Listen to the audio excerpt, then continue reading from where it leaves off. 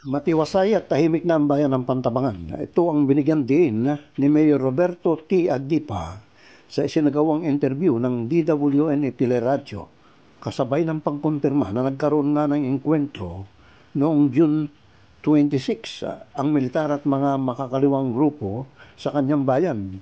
Subalit ayon sa alkalde, ito ay malayo sa bayan at nasa bulubunduking bahagi ng Pantabangan at dito nagpang-abot ang mga rebuilding grupo at mga sundalo matapos isagawa ang hot pursuit operation ng 84th IV.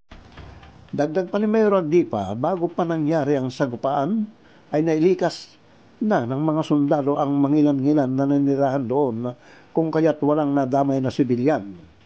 Nilinaw din ng alkalde, naligtas ang kaniyang mga kababayan at walang lockdown sa bayan ng Pantabangan at tuloy lang ang biyahe ng mga pampasaherong sasakyan galing ng Baler Aurora and vice versa. Ayon pa kay Mayor Agdipa, everything is under control. Kasama ang AFP, PNP, Coast Guard at mga local officials ay nakatuon umano sila sa kaligtasan ng mga kababayan sa Pantabangan at upang hindi sila matakot.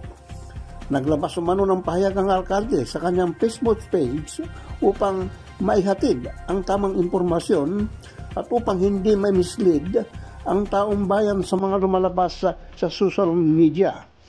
Hangad umano ni Mayor Agdipa ang hindi pakikipagtunggali kundi hangad niya ang kapayapaan sa kanilang bayan.